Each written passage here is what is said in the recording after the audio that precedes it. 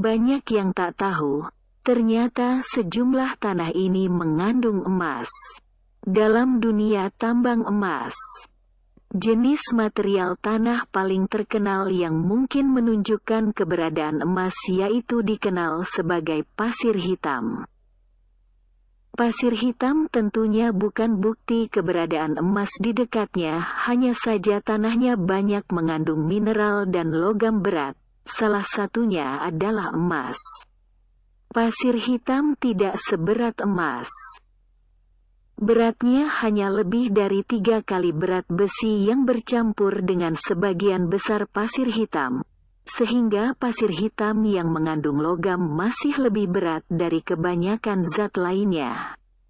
Jadi, meski pasir hitam tidak menjamin adanya emas, namun untuk memastikan kandungan logam yang bercampur dengan pasir hitam tersebut patut untuk dicoba dengan teknik pendulangan.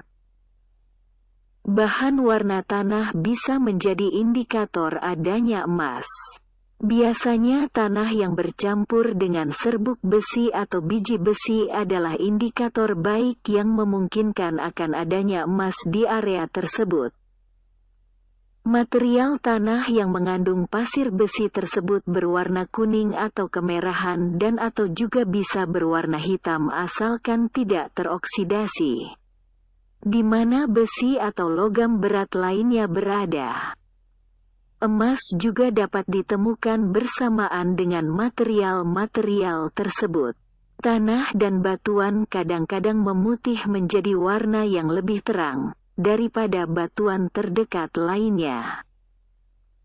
Hal ini terjadi karena pengaruh asam dan endapan emas yang berada di dalam tanah tersebut. Titik kontak antara berbagai jenis batuan dapat menjadi tanda lain bahwa emas mungkin berada di dekatnya. Indikator yang sangat penting ini seringkali diabaikan oleh para pencari emas pemula. Titik kontak biasanya berada di mana berbagai jenis batuan berkumpul pada suhu sekitar 90 derajat. Adanya kontak antara berbagai jenis batuan seringkali terdapat emas di sekitarnya. Ketika berbagai jenis batuan bersentuhan di dalam tanah, maka akan menghasilkan tekanan dan suhu yang sangat tinggi. Akibat dari tekanan ini menyebabkan retakan berkembang di batuan, sehingga emas akan mencair pada suhu panas tersebut dan didorong ke atas sampai ke permukaan tanah. Seiring waktu, emas mendingin dan kembali ke bentuk padatnya. Karena tekanan ini maka emas akan semakin dekat dengan permukaan, bahkan dapat ditemukan oleh para pencari emas amatir. Titik kontak tempat pertemuan berbagai jenis batuan juga terkadang terdapat batu yang rapuh dan mudah hancur apabila dipukul dengan palu atau sekop. Seringkali para penambang profesional mendapatkan emas di bebatuan yang rapuh seperti ini. Batas antara jenis batuan di permukaan bisa menjadi kunci dari apa yang ada di bawah permukaan. Meskipun emas dapat ditemukan di berbagai jenis batuan, namun batu kuarsa adalah rumah yang paling mungkin untuk emas bertempat. Walaupun sebagian besar jenis kuarsa namun mengandung emas.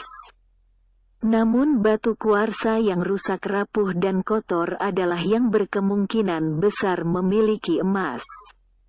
Ironisnya bebatuan ini mungkin dianggap paling tidak menarik saat dilihat.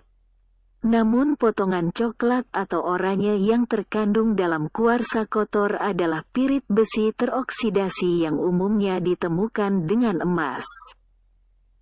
Ibarat sepatah kata bijak, jangan menilai buku dari sampulnya, karena bisa saja yang terlihat jelek di permukaan mungkin merupakan tanda dari sesuatu yang benar-benar indah di bawahnya.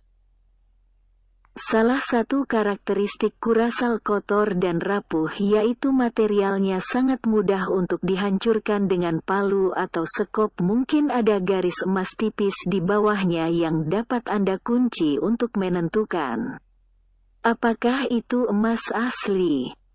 Jika Anda mengabaikan batu jelek kotor dan rapuh tersebut, maka kemungkinan besar Anda akan kehilangan kesempatan untuk mendapatkan emas.